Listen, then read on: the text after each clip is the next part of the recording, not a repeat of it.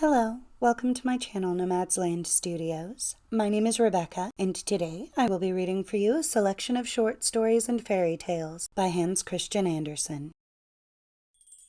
The Phoenix Bird.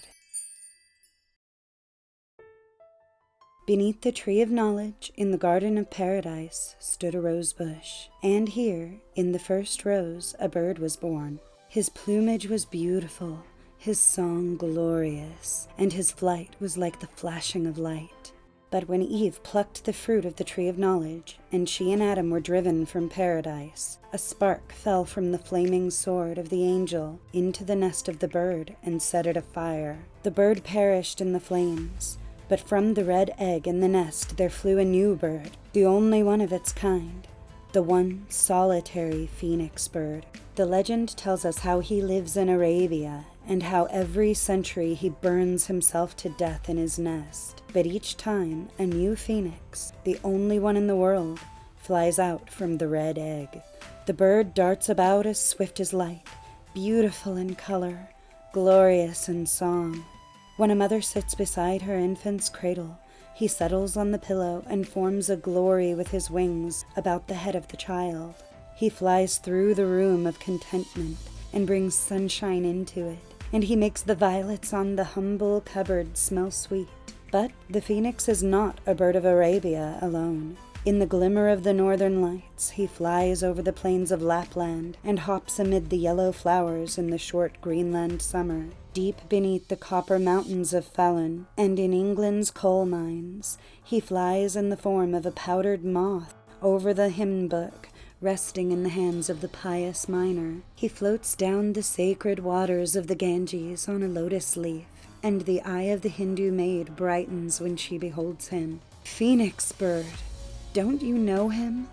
The bird of paradise, the holy swan of song. He sat on the car of Thespis, like a chattering raven, flapping his black gutter-stained wings. The swan's red-sounding beak swept over the singing harp of Iceland. He sat on Shakespeare's shoulder, disguised as Odin's raven, and whispered immortality into his ear. And at the minstrel's feast, he fluttered through the halls of the Wartburg. Phoenix bird, don't you know him? He sang La Marseillaise to you, and you kissed the feather that fell from his wing. He came in the glory of paradise, and perhaps you turned away from him toward the sparrow that sat with gold tinsel on its wings. The bird of paradise, renewed each century, born in flame, dying in flame. Your portrait in a frame of gold hangs in the halls of the rich, but you yourself often fly around lonely and misunderstood, a myth only, the phoenix bird of Arabia. When you were born in the garden of paradise, in its first rose, beneath the tree of knowledge, our Lord kissed you and gave you your true name, poetry. The Steadfast Tin Soldier. There were once 25 tin soldiers. They were all brothers, born of the same old tin spoon. They shouldered their muskets and looked straight ahead of them, splendid in their uniforms, all red and blue. The very first thing in the world that they heard was, "Tin soldiers!" A small boy shouted it and clapped his hands as the lid was lifted off their box on his birthday. He immediately set them up on the table. All the soldiers looked exactly alike except one. He looked a little different as he had been cast last of all. The tin was short, so he had only one leg. But there he stood, as steady on one leg as any of the other soldiers on there too.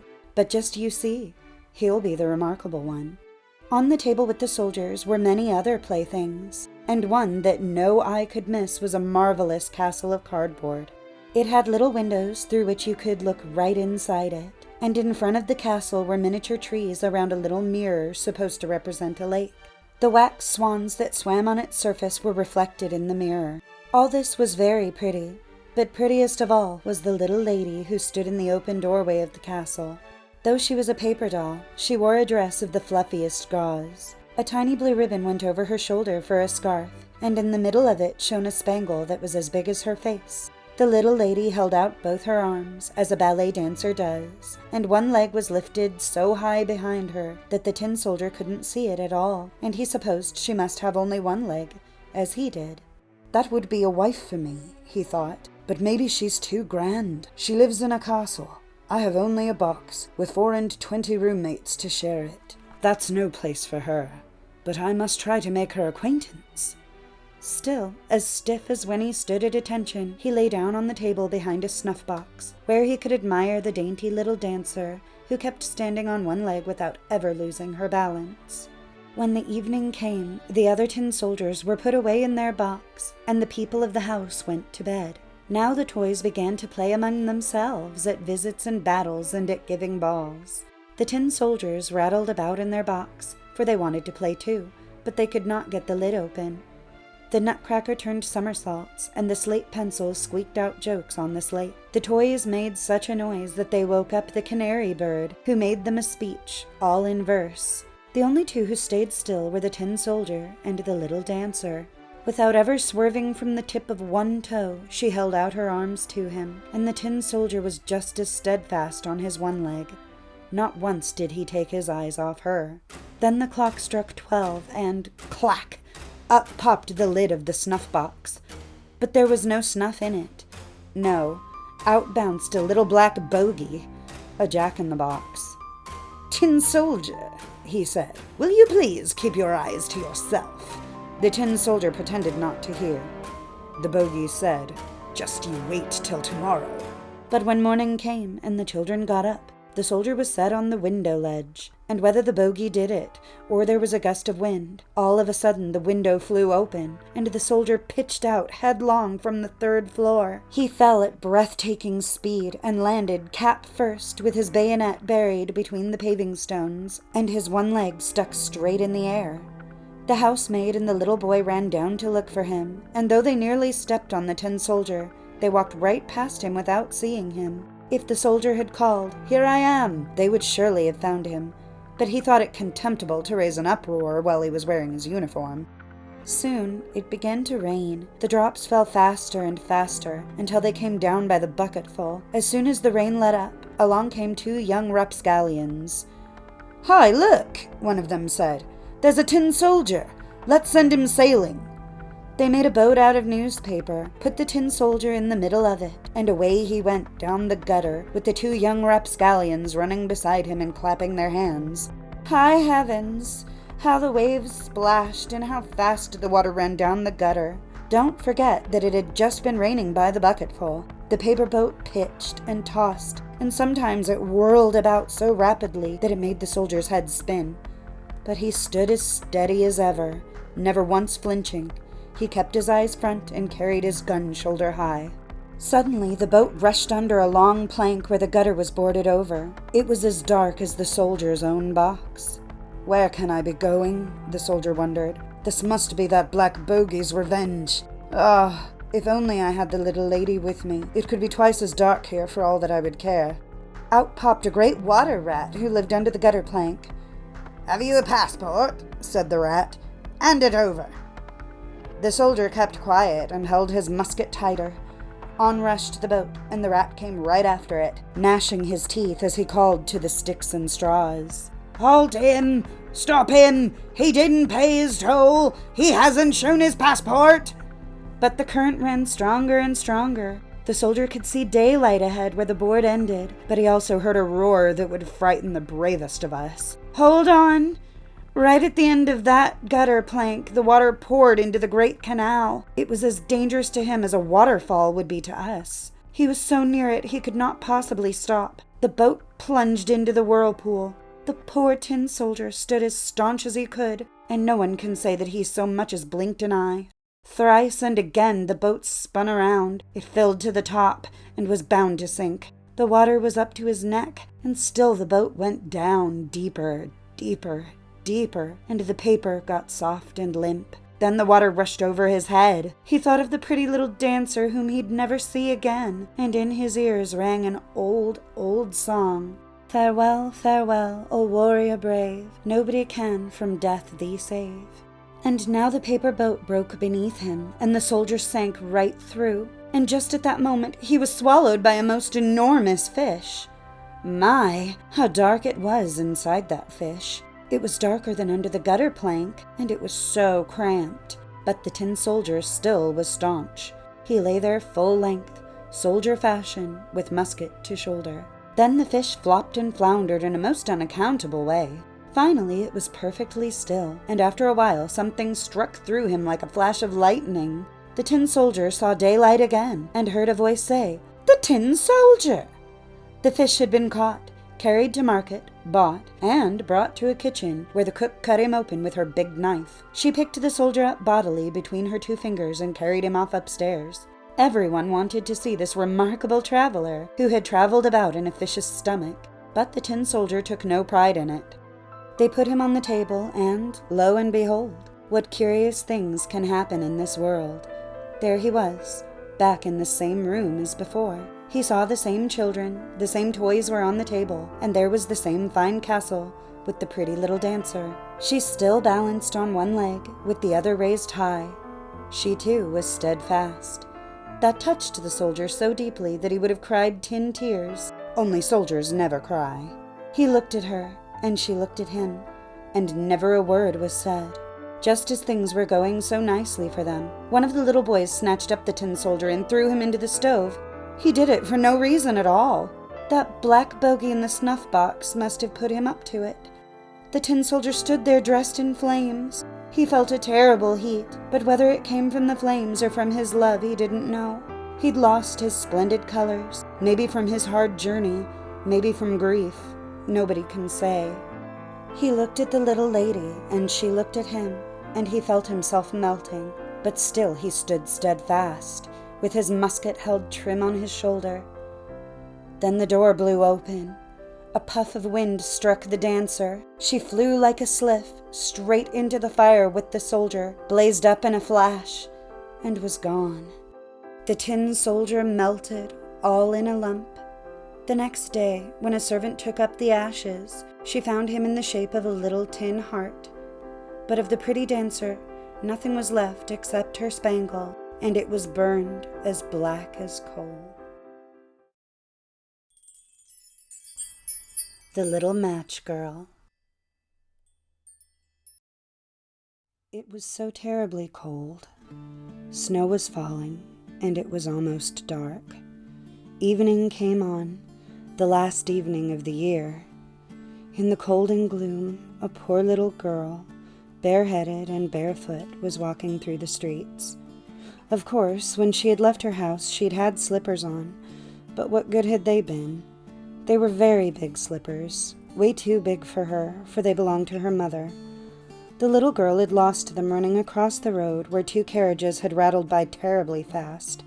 One slipper she'd not been able to find again, and a boy had run off with the other, saying he could use it very well as a cradle some day when he had children of his own. And so the little girl walked on her naked feet, which were quite red and blue with the cold.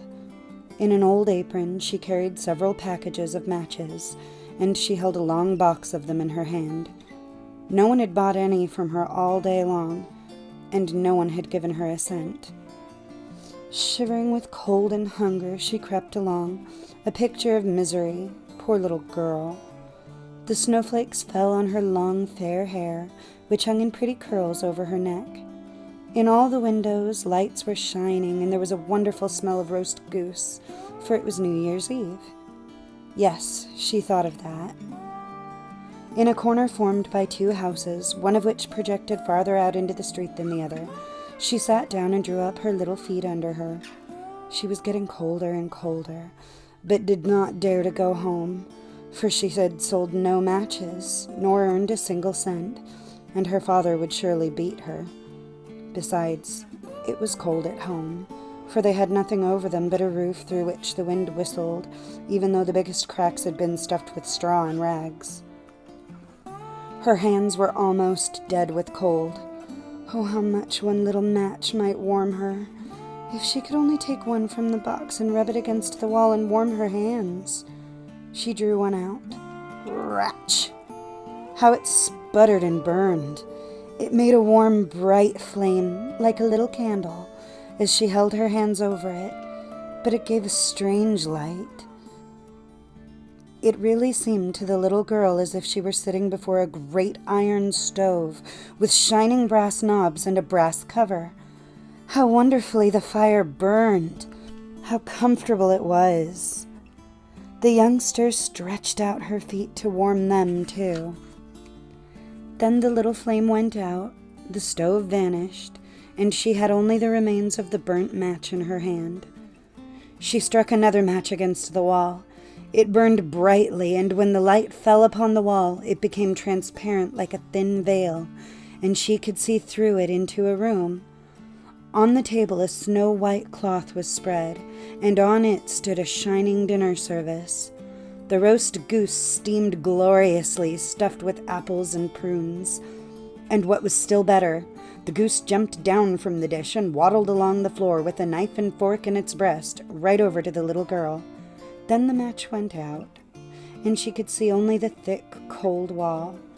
She lighted another match. Then she was sitting under the most beautiful Christmas tree. It was much larger and much more beautiful than the one she had seen last Christmas through the glass door at the rich merchant's home. Thousands of candles burned on the green branches, and colored pictures like those in the print shops looked down at her. The little girl reached both her hands toward them. Then the match went out. But the Christmas lights mounted higher.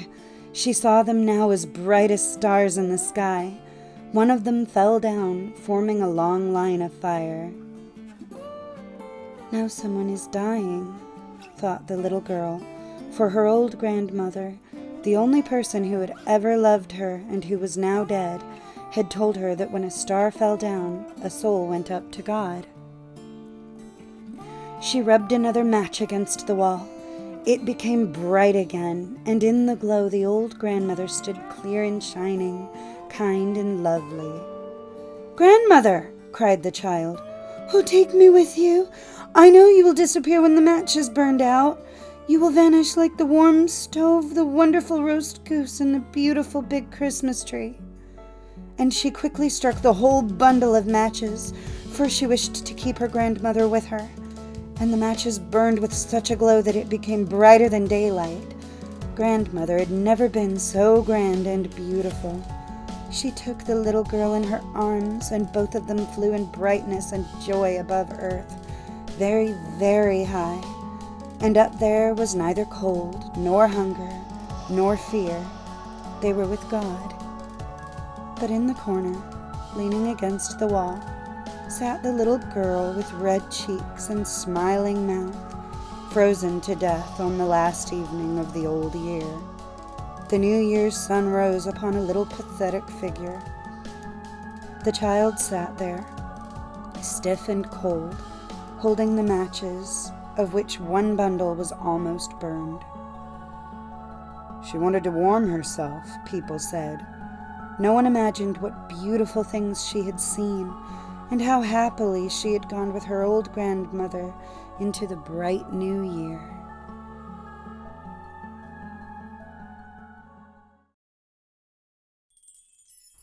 The Tallow Candle.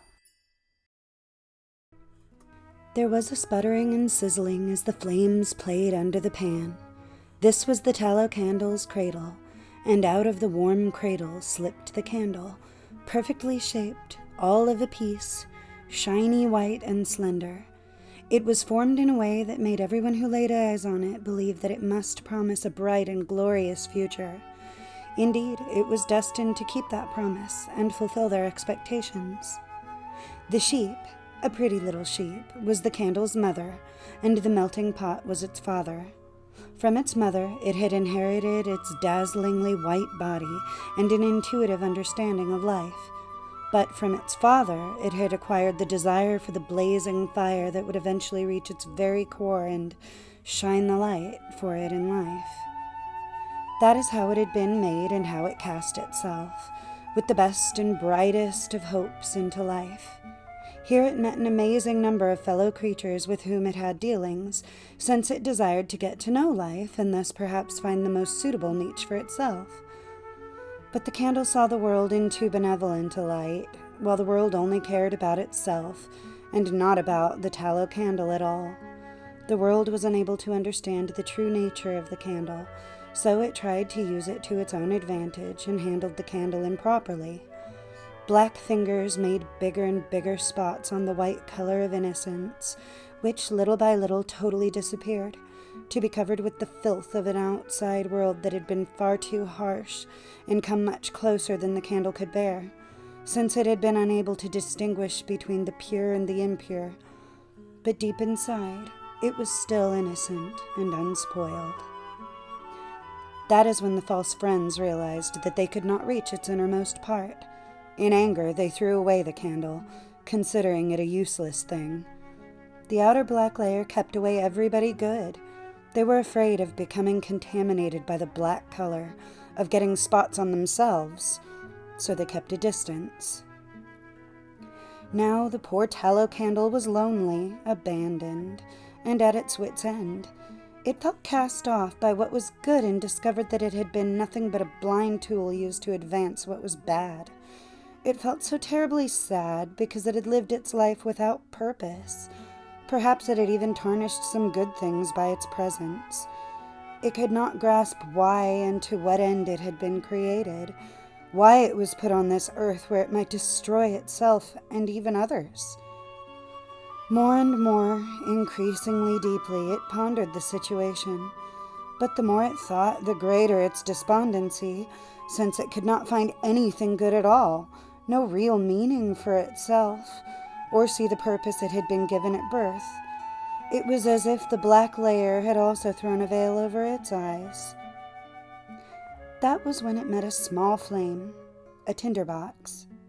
The tinderbox knew the light better than the tallow candle knew itself, for the tinderbox saw everything so clearly, right through the outer layer, and inside it found so much good. Therefore it went closer, and bright hopes emerged in the candle. It lit up, and its heart melted. The flame shone brightly, like a wedding torch of joy. Everything became bright and clear, and it showed the way for those in its company, its true friends, and helped by the light, they could now successfully seek truth. The body, too, was strong enough to nurture and support the burning flame. Like the beginnings of new life, one round and plump drop after the other rolled down the candle, covering the filth of the past. This was not only the bodily, but also the spiritual gain of the marriage. The tallow candle had found its true place in life, and proved that a true light shone for a long time, spreading joy for itself and its fellow creatures. Thumbelina. There was once a woman who wanted so very much to have a tiny little child, but she did not know where to find one. So she went to an old witch, and she said, "I have set my heart upon having a tiny little child. Please, could you tell me where I can find one?" "Why, that's easily done," said the witch. "Here's a grain of barley for you, but it isn't at all the sort of barley the farmers grow in their fields, or that the chickens get to eat. Put it in a flower pot, and you'll see what you shall see." "Oh, thank you," the woman said. She gave the witch 12 pennies and planted the barley seed as soon as she got home. It quickly grew into a fine, large flower, which looked very much like a tulip. But the petals were folded tight, as though it were still a bud. "This is such a pretty flower," said the woman. She kissed its lovely red and yellow petals, and just as she kissed it, the flower gave a loud pop and flew open. It was a tulip, right enough, but on the green cushion in the middle of it sat a tiny girl. She was dainty and fair to see, but she was no taller than your thumb, so she was called Thumbelina. A nicely polished walnut shell served as her cradle. Her mattress was made of the blue petals of violets, and a rose petal was pulled up to cover her. That was how she slept at night. In the daytime, she played on a table where the woman put a plate surrounded by a wreath of flowers. Their stems lay in the water, in which there floated a large tulip petal. Thumbelina used the petal as a boat, and with a pair of white horsehairs for oars, she could row clear across the plate, a charming sight. She could sing, too. Her voice was the softest and sweetest that anyone ever has heard. One night, as she lay in her cradle, a horrible toad hopped in through the window. One of the panes was broken. This big, ugly, slimy toad jumped right down on the table where Thumbelina was asleep under the red rose petal. "Here's a perfect wife for me son," the toad exclaimed. She seized upon the walnut shell in which Thumbelina lay asleep and hopped off with it, out the window and into the garden. A big broad stream ran through it, with a muddy marsh along its banks, and here the toad lived with her son. Ugh! He was just like his mother, slimy and horrible. "Coax, coax, breck, x," was all that he could say when he saw the graceful little girl in the walnut shell. "Don't speak so loud or you will wake her up," the old toad told him. "She might get away from us yet, for she is as light as a puff of swan's down. We must put her on one of the broad water lily leaves out in the stream. She's so small and light that it will be just like an island to her, and she can't run away from us while we are making our best room under the mud ready for you two to live in." Many water lilies with broad green leaves grew in the stream, and it looked as if they were floating on the surface. The leaf that lay furthest from the bank was the largest of them all, and it was to this leaf that the old toad swam with the walnut shell that held Thumbelina. The poor little thing woke up early next morning, and when she saw where she was, she began to cry bitterly. There was water all around the big green leaf, and there was no way at all for her to reach the shore. The old toad sat in the mud, decorating a room with green rushes and yellow water lilies, to have it looking its best for her new daughter-in-law. Then she and her ugly son swam out to the leaf on which Thumbelina was standing. They came for her pretty little bed, which they wanted to carry to the bridal chamber before they took her there. The old toad curtsied deeply in the water before her and said, "Meet me son. He is to be your husband, and you will share a delightful home in the mud." "Coax, coax, breck, x," was all that her son could say. Then they took the pretty little bed and swam away with it. Left all alone on the green leaf, Thumbelina sat down and cried. She did not want to live in the slimy toad's house, and she didn't want to have the toad's horrible son for her husband. The little fishes who swam in the water beneath her had seen the toad and heard what she had said, so up popped their heads to have a look at the little girl. No sooner had they seen her than they felt very sorry that anyone so pretty should have to go down to live with that hideous toad. No, that should never be. They gathered around the green stem that held the leaf where she was, and gnawed it in two with their teeth. Away went the leaf down the stream, and away went Thumbelina, far away where the toad could not catch her. Thumbelina sailed past many a place, and when the little birds in the bushes saw her, they sang, "What a darling little girl!" The leaf drifted further and further away with her, and so it was that Thumbelina became a traveler. A lovely white butterfly kept fluttering around her, and at last alighted on the leaf, because he admired Thumbelina. She was a happy little girl again, now that the toad could not catch her. It was all very lovely as she floated along, and where the sun struck the water, it looked like shining gold. Thumbelina undid her sash, tied one end of it to the butterfly, and made the other end fast to the leaf. It went much faster now, and Thumbelina went much faster too, for of course she was standing on it. Just then, a big May-bug flew by and caught sight of her. Immediately he fastened his claws around her slender waist and flew with her up into a tree. Away went the green leaf down the stream, and away went the butterfly with it, for he was tied to the leaf and could not get loose. My goodness, how frightened little Thumbelina was when the May-bug carried her up in the tree. But she was even more sorry for the nice white butterfly she had fastened to the leaf, because if he couldn't free himself, he would have to starve to death. But the May-bug wasn't one to care about that. He sat her down on the largest green leaf of the tree, fed her honey from the flowers, and told her how pretty she was, considering that she didn't look the least like a May-bug. After a while, all the other May-bugs who lived in the tree came to pay them a call. As they stared at Thumbelina, the lady May-bugs threw up their feelers and said, "Why, she has only 2 legs! What a miserable sight!" "She hasn't any feelers," one cried. "She is pinched in at the waist. How shameful! She looks like a human being. How ugly she is," said all of the female May-bugs. Yet Thumbelina was as pretty as ever. Even the May-bug who had flown away with her knew that. But as every last one of them kept calling her ugly, he at length came to agree with them, and would have nothing to do with her. She could go wherever she chose. They flew down out of the tree with her and left her on a daisy, where she sat and cried because she was so ugly that the Maybugs wouldn't have anything to do with her. Nevertheless, she was the loveliest little girl you can imagine, and as frail and fine as the petal of a rose. All summer long, poor Thumbelina lived all alone in the woods. She wove herself a hammock of grass and hung it under a big burdock leaf to keep off the rain. She took honey from the flowers for food and drank the dew that she found on the leaves every morning. In this way, the summer and fall went by. Then came the winter, the long, cold winter. All the birds who had sung so sweetly for her flew away. The trees and the flowers withered.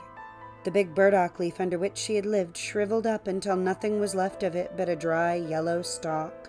She was terribly cold, for her clothes had worn threadbare, and she herself was so slender and frail. Poor Thumbelina, she would freeze to death. Snow began to fall, and every time a snowflake struck her it was as if she had been hit by a whole shovelful, for we are quite tall, while she measured only an inch. She wrapped a withered leaf about herself, but there was no warmth in it. She shivered with cold. Near the edge of the woods where she now had arrived was a large grain field, but the grain had been harvested long ago. Only the dry, bare stubble stuck out of the frozen ground. It was just as if she were lost in a vast forest, and oh, how she shivered with the cold. Then she came to the door of a field mouse who had a little hole amid the stubble. There this mouse lived, warm and cozy, with a whole storeroom of grain and a magnificent kitchen and pantry. Poor Thumbelina stood at the door just like a beggar child and pled for a little bit of barley because she hadn't had anything to eat for 2 days past. "Why, you poor little thing," said the field mouse, who turned out to be a kind-hearted old creature. "You must come into my warm room and share my dinner." She took such a fancy to Thumbelina that she said, "If you care to, you may stay with me all winter, but you must keep my room tidy and tell me stories, for I am very fond of them." Thumbelina did as the kind old field mouse asked, and she had a very good time of it. "Soon we shall have a visitor," the field mouse said. "Once every week my neighbor comes to see me, and he is even better off than I am. His rooms are large, and he wears such a beautiful black velvet coat. If you could only get him for a husband, you would be well taken care of. But he can't see anything. You must tell him the very best stories you know." Thumbelina did not like this suggestion. She would not even consider the neighbor because he was a mole. He paid them a visit in his black velvet coat. The field mouse talked about how wealthy and wise he was, and how his home was more than 20 times larger than hers. But for all his knowledge, he cared nothing at all for the sun and the flowers. He had nothing good to say for them, and had never laid eyes on them. As Thumbelina had to sing for him, she sang, "Maybug, Maybug, fly away home," and "The monk goes afield." The mole fell in love with her sweet voice, but he didn't say anything about it, for he was a most discreet fellow. He had just dug a long tunnel through the ground from his house to theirs, and the field mouse and Thumbelina were invited to use it whenever they pleased, though he warned them not to be alarmed by the dead bird that lay in this passage. It was a complete bird with feather and beak. It must have died quite recently, when winter set in, and it was buried right in the middle of the tunnel. The mole took in his mouth a torch of decayed wood. In the darkness it glimmered like fire. He went ahead of them to light the way through the long, dark passage. When they came to where the dead bird lay, the mole put his broad nose to the ceiling and made a large hole through which daylight could fall. In the middle of the floor lay a dead swallow, with his lovely wings folded at his sides and his head tucked under his feathers. The poor bird must certainly have died of the cold. Thumbelina felt so sorry for him. She loved all the little birds who had sung and sweetly twittered to her all through the summer. But the mole gave the bird a kick with his short stumps and said, "Now he won't be chirping any more. What a wretched thing it is to be born a little bird. Thank goodness none of my children can be a bird, who has nothing but his chirp chirp and must starve to death when winter comes along." "Yes, you are so right, you sensible man," the field mouse agreed. "What good is all his chirp chirping to a bird in the winter time, when he starves and freezes? But that's considered very grand, I imagine." Thumbelina kept silent, but when the others turned their back on the bird, she bent over, smoothed aside the feathers that hid the bird's head, and kissed his closed eyes. "Maybe it was he who sang so sweetly to me in the summer-time," she thought to herself. "What pleasure he gave me, the dear, pretty bird." The mole closed up the hole that let in the daylight, and then he took the ladies home. That night Thumbelina could not sleep a wink, so she got up and wove a fine large coverlet out of hay. She took it to the dead bird and spread it over him, so that he would lie warm in the cold earth. She tucked him in with some soft thistledown that she had found in the field mouse's room. "Goodbye, you pretty little bird," she said. "Goodbye, and thank you for your sweet songs last summer, when the trees were all green and the sun shone so warmly upon us." She laid her head on his breast, and it startled her to feel a soft thump, as if something were beating inside. This was the bird's heart. He was not dead. He was only numb with cold, and now that he had been warmed, he came to life again. In the fall, all swallows fly off to warm countries, but if one of them starts too late, he gets so cold that he drops down as if he were dead, and he lies where he fell, and then the cold snow covers him. Thumbelina was so frightened that she trembled, for the bird was so big, so enormous compared to her own inch of height. But she mustered her courage, tucked the cotton wool down closer around the poor bird, brought the mint leaf that covered her own bed, and spread it over the bird's head. The following night she tiptoed out to him again. He was alive now, but so weak that he could barely open his eyes for a moment to look at Thumbelina, who stood beside him with the piece of touchwood that was her only lantern. "Thank you, pretty child," the sick swallow said. "I've been wonderfully warmed. Soon I shall get strong once more and be able to fly again in the warm sunshine." "Oh," she said, "it's cold outside. It's snowing and freezing. You just stay in your warm bed, and I'll nurse you." Then she brought him some water in the petal of a flower. The swallow drank and told her how he had hurt one of his wings in a thorn bush, and for that reason couldn't fly as fast as the other swallows when they flew far, far away to the warm countries. Finally, he had dropped to the ground. That was all he remembered, and he had no idea how he came to be where she found him. The swallow stayed there all through the winter, and Thumbelina was kind to him and tended him with loving care. She didn't say anything about this to the field mouse or to the mole, because they did not like the poor unfortunate swallow. As soon as spring came and the sun warmed the earth, the swallow told Thumbelina it was time to say goodbye. She reopened the hole that the mole had made in the ceiling, and the sun shone in splendor upon them. The swallow asked Thumbelina to go with him. She could sit on his back as they flew away through the green woods. But Thumbelina knew that it would make the old field mouse feel badly if she left like that. So she said, "No, I cannot go." "Fare you well, my good and pretty girl," said the swallow as he flew into the sunshine. Tears came into Thumbelina's eyes as she watched him go, for she was so fond of the poor swallow. "Chirp, chirp," sang the bird as he flew into the green woods. Thumbelina felt very downcast. She was not permitted to go out in the warm sunshine. Moreover, the grain that was sown in the field above the field mouse's house grew so tall that, to a poor little girl who was only an inch high, it was like a dense forest.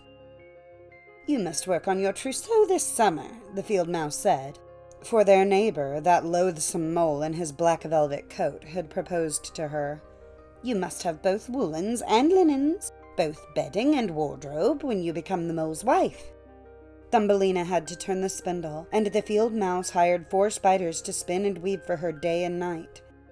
The mole came to call every evening, and his favorite remark was that the sun, which now baked the earth as hard as a rock, would not be nearly so hot when summer was over. Yes, as soon as summer was past, he would be marrying Thumbelina, but she was not at all happy about it, because she didn't like the tedious mole the least bit. Every morning at sunrise and every evening at sunset she would steal out the door. When the breeze blew the ears of grain apart, she could catch glimpses of the blue sky. She could dream about how bright and fair it was out of doors, and how she wished she would see her dear swallow again. But he did not come back, for doubtless he was far away, flying about in the lovely green woods. When fall arrived, Thumbelina's whole trousseau was ready. "Your wedding day is 4 weeks off," the field mouse told her, but Thumbelina cried and declared that she would not have the tedious mole for a husband. "Fiddlesticks," said the field mouse. "Don't you be obstinate, or I'll bite you with my white teeth. Why, you're getting a superb husband. The queen herself hasn't a black velvet coat as fine as his. Both his kitchen and his cellar are well supplied. You ought to thank goodness that you are getting him." Then came the wedding day. The mole had come to take Thumbelina home with him, where she would have to live deep underground and never go out in the warm sunshine again, because he disliked it so. The poor little girl felt very sad that she had to say goodbye to the glorious sun, which the field mouse had at least let her look out at through the doorway. "Farewell, bright sun," she said. With her arms stretched toward it, she walked a little way from the field mouse's home. The grain had been harvested, and only the dry stubble was left in the field. "Farewell, farewell," she cried again, and flung her little arms around a small red flower that was still in bloom. "If you see my dear swallow, please give him my love. Chirp, chirp, chirp, chirp." She suddenly heard a twittering over her head. She looked up, and there was the swallow just passing by. He was so glad to see Thumbelina, although, when she told him how she hated to marry the mole and live deep underground where the sun never shone, she could not hold back her tears. "Now that the cold winter is coming," the swallow told her, "I shall fly far, far away to the warm countries. Won't you come along with me? You can ride on my back.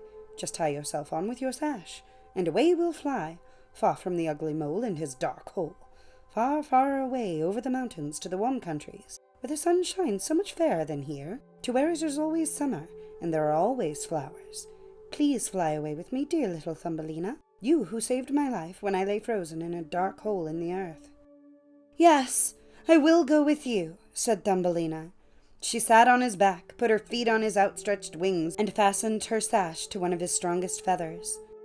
Then the swallow soared into the air over forests and over lakes, high up over the great mountains that are always capped with snow. When Thumbelina felt cold in the chill air, she crept under the bird's warm feathers, with only her little head stuck out to watch all the wonderful sights below. At length they came to the warm countries. There the sun shone far more brightly than it ever does here, and the sky seemed twice as high. Along the ditches and hedgerows grew marvelous green and blue grapes. Lemons and oranges hung in the woods. The air smelled sweetly of myrtle and thyme. By the wayside the loveliest children ran hither and thither, playing with the brightly colored butterflies. But the swallow flew on still farther, and it became more and more beautiful. Under magnificent green trees, on the shore of a blue lake, there stood an ancient palace of dazzling white marble. The lofty pillars were wreathed with vines, and at the top of them many swallows had made their nests. One nest belonged to the swallow who carried Thumbelina. "This is my home," the swallow told her. "If you will choose one of those glorious flowers in bloom down below, I shall place you in it, and you will have all that your heart desires." "That will be lovely," she cried, and clapped her tiny hands. A great white marble pillar had fallen to the ground, where it lay in 3 broken pieces. Between these pieces grew the loveliest large white flowers. The swallow flew down with Thumbelina and put her on one of the large petals. How surprised she was to find in the center of the flower a little man, as shining and transparent as if he had been made of glass. On his head was the daintiest of little gold crowns. On his shoulders were the brightest shining wings, and he was not a bit bigger than Thumbelina. He was the spirit of the flower. In every flower there lived a small man or woman just like him, but he was the king over all of them. "Oh, isn't he handsome?" Thumbelina said softly to the swallow. The king was somewhat afraid of the swallow, which seemed a very giant of a bird to anyone as small as he. But when he saw Thumbelina, he rejoiced, for she was the prettiest little girl he had ever laid eyes on. So he took off his golden crown and put it on her head. He asked if he might know her name, and he asked her to be his wife, which would make her queen over all the flowers. Here indeed was a different sort of husband from the toad's son and the mole with his black velvet coat. So she said yes to this charming king. From all the flowers trooped little ladies and gentlemen delightful to behold. Every one of them brought Thumbelina a present, but the best gift of all was a pair of wings that had belonged to a large silver fly. When these were made fast to her back, she too could flit from flower to flower. Everyone rejoiced as the swallow perched above them in his nest and sang his very best songs for them. He was sad, though, deep in his heart, for he liked Thumbelina so much that he wanted never to part with her. "You shall no longer be called Thumbelina," the flower spirit told her. "That name is too ugly for anyone as pretty as you are. You shall be called Maya." "Goodbye," "Goodbye," said the swallow. He flew away again from the warm countries, back to far-away Denmark, where he had a little nest over the window of a man who can tell you fairy tales. To him the birds sang, "Chirp, chirp, chirp, chirp," and that's how we heard the whole story. The Emperor's New Clothes. Many years ago, there was an emperor so exceedingly fond of new clothes that he spent all his money on being well dressed. He cared nothing about reviewing his soldiers, going to the theater, or going for a ride in his carriage, except to show off his new clothes. He had a coat for every hour of the day, and instead of saying, as one might about any other ruler, "The king's in council," here they always said, "The emperor's in his dressing room." In the great city where he lived, life was always gay. Every day many strangers came to town, and among them one day came 2 swindlers. They let it be known they were weavers, and they said they could weave the most magnificent fabrics imaginable. Not only were their colors and patterns uncommonly fine, but clothes made of this cloth had a wonderful way of becoming invisible to anyone who was unfit for his office, or who was unusually stupid. "Those would be just the clothes for me," thought the emperor. "If I wore them, I would be able to discover which men in my empire are unfit for their posts, and I could tell the wise men from the fools. Yes, I certainly must get some of the stuff woven for me right away." He paid the 2 swindlers a large sum of money to start work at once. They set up 2 looms and pretended to weave, though there was nothing on the looms. All the finest silk and the purest old thread that they demanded went into their traveling bags, while they worked the empty looms far into the night. "I'd like to know how those weavers are getting on with the cloth," the emperor thought. But he felt slightly uncomfortable when he remembered that those who were unfit for their position would not be able to see the fabric. It couldn't have been that he doubted himself, yet he thought he'd rather send someone else to see how things were going. The whole town knew about the cloth's peculiar power, and all were impatient to find out how stupid their neighbors were. "I'll send my honest old minister to the weavers," the emperor decided. "He'll be the best one to tell me how the material looks, for he's a sensible man, and no one does his duty better." So the honest old minister went to the room where the 2 swindlers sat working away at their empty looms. "Heaven help me," he thought as his eyes flew wide open. "I can't see anything at all." But he did not say so. Both the swindlers begged him to be so kind as to come near to approve the excellent pattern, the beautiful colors. They pointed to the empty looms, and the poor old minister stared as hard as he dared. He couldn't see anything, because there was nothing to see. "Heaven have mercy," he thought. "Can it be that I'm a fool? I'd have never guessed it, and not a soul must know. Am I unfit to be the minister? It would never do to let on that I can't see the cloth." "Don't hesitate to tell us what you think of it," said one of the weavers. "Oh, it's beautiful. It's enchanting." The old minister peered through his spectacles. "Such a pattern! What colors!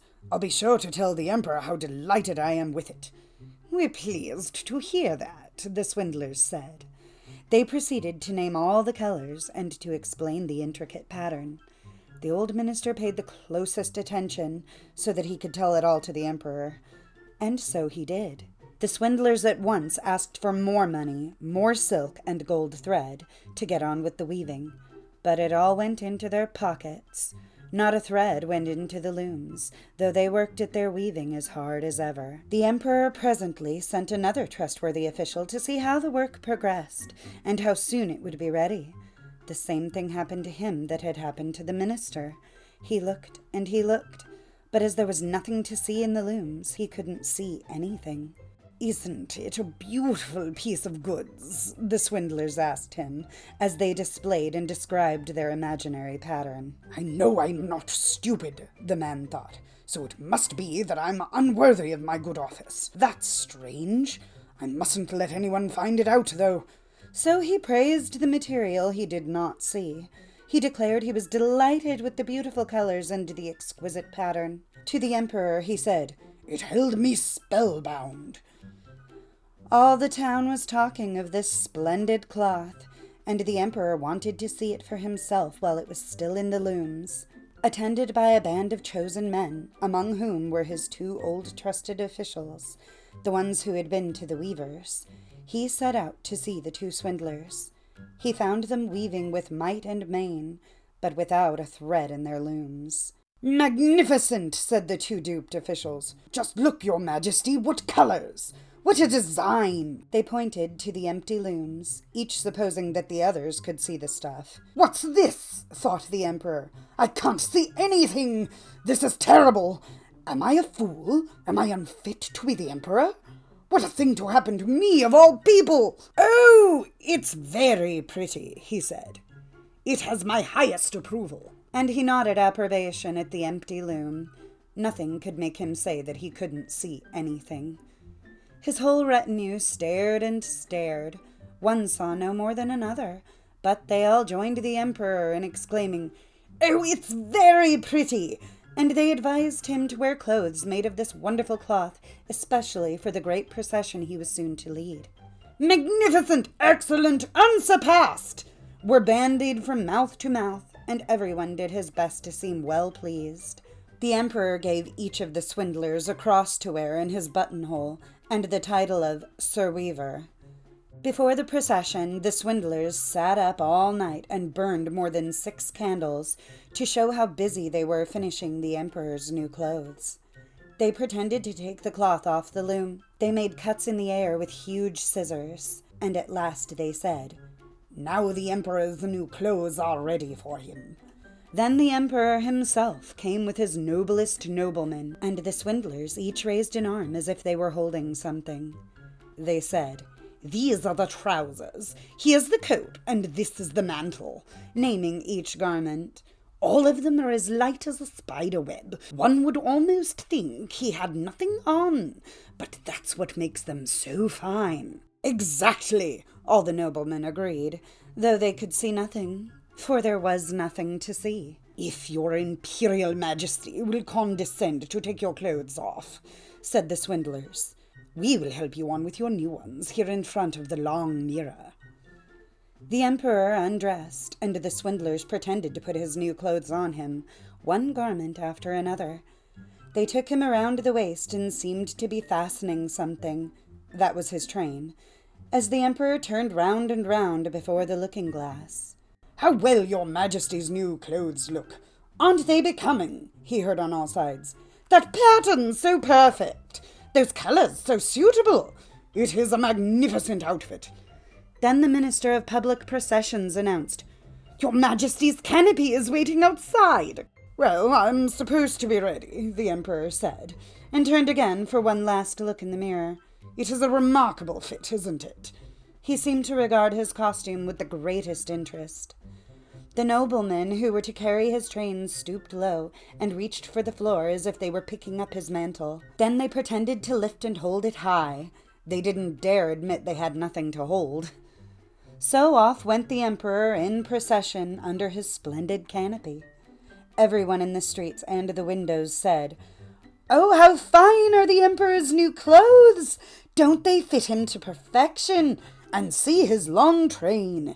Nobody would confess that he couldn't see anything, for that would prove him either unfit for his position or a fool. No costume the emperor had worn before was ever such a complete success. "But he hasn't got anything on," a little child said. "Did you ever hear such innocent prattle?" said its father. And one person whispered to another what the child had said. "He hasn't anything on. A child says he hasn't anything on. But he hasn't got anything on," the whole town cried out at last. The emperor shivered, for he suspected they were right. But he thought, "This procession has got to go on." So he walked more proudly than ever, as his noblemen held high the train that wasn't there at all. The Last Pearl. There was a rich and happy house. All those in it, the owners and servants and friends too, were happy and cheerful. For on this day a son and heir had been born, and mother and child were doing well. The lamp in the cozy bedroom had been partly covered, and heavy curtains of costly silken material had been drawn tightly together before the windows. The carpet was as thick and soft as moss. Everything here invited rest and sleep. It was a delightful place for repose, and the nurse found it so too. She slept, and indeed she might, for all was well and blessed here. The guardian spirit of the house stood by the head of the bed, and over the child at the mother's breast it spread itself like a net of shining stars, stars of great richness. Each was a pearl of good fortune. Life's good fairies had brought their gifts to the newborn child. Here sparkled health, wealth, happiness, love, everything that man can desire on earth. "Everything has been brought and bestowed here," said the guardian spirit. "No," said a voice nearby. It was the voice of the child's good angel. "One fairy has not yet brought her gift, but she will bring it. She'll bring it in time, even if years should pass first. The last pearl is yet lacking." "Lacking? Nothing must be lacking here. If that actually is the case, let us go and seek the powerful fairy. Let us go to her." "She will come. She will come some day. Her pearl must be given to bind the wreath together." "Where does she live? Where is her home? Tell me that, and I'll go fetch the pearl." "You do want to, then," said the child's good angel. "I will guide you to her, or to where she is to be sought. She has no permanent place. She visits the palace of the emperor and the cottages of the poorest peasant. She passes no one by without leaving a trace of herself. To all she brings her gift, be it a world or a toy, and this child also she will come to. You think that while the time to come will be equally long one way or the other, it will not be equally profitable if you await her. Well then, we will go and fetch the pearl, the last pearl in this wealth of gifts." And so, hand in hand, they flew to the place which at the moment was the fairy's home. It was a large house with dark halls and empty rooms, all strangely still. A row of windows stood open, so the fresh air could flow in, and the long white curtains rustled in the breeze. In the middle of the floor stood an open coffin, and within it lay the corpse of a woman still in the prime of life. The loveliest fresh roses lay upon her, leaving visible only the folded, delicate hands and the noble face, beautiful in death, with the exalted solemnity of one initiated into God's service. By the coffin stood her husband and children, a whole flock of them, the smallest of whom was held in his father's arms. They had come to bid a last farewell, and the husband kissed her hand, that which, now like a withered leaf, had once clasped theirs with strength and love. Bitter tears of sorrow fell in heavy drops upon the floor, but not a word was spoken. Silence expressed a world of grief, and silent and sobbing they left the room. A lighted candle stood there, the flames struggling against the wind as it shot up its long red tongue. Strangers entered the room, closed the lid of the coffin, and hammered in the nails. The hammer strokes clanged sharply through the halls and rooms of the house, resounding in the hearts that bled there. "Where do you take me?" inquired the guardian spirit. "Here could live no fairy whose pearl belongs among life's best gifts." "She dwells in this very place, now at this holy hour," said the angel, pointing to a corner. And there, where the mother had sat in life amid flowers and pictures, and had been like the good fairy of the house, where she had affectionately greeted husband, children, and friends, and, like rays of sunshine, had spread happiness, love, and harmony, and had been the very heart of everything, there now sat a strange woman, clad in long, heavy robes. It was Sorrow, and she now ruled here in the mother's place. A hot tear rolled down her cheek, into her lap, where it became a pearl, sparkling with all the hues of the rainbow, and as the angel caught it up, it shone with the sevenfold luster of a star. The pearl of sorrow, the last pearl, which must never be lacking. Through it the light and splendor of all other gifts are enhanced. Behold in it a reflection of the rainbow, which unites earth with heaven itself. In the place of each of our beloved ones taken from us by death, we gain one friend more to look forward to being with in heaven. In the night we look up beyond the stars, toward the end of all things. Reflect, then, upon the pearl of sorrow, for within it lie the wings of Psyche, which carry us away from here.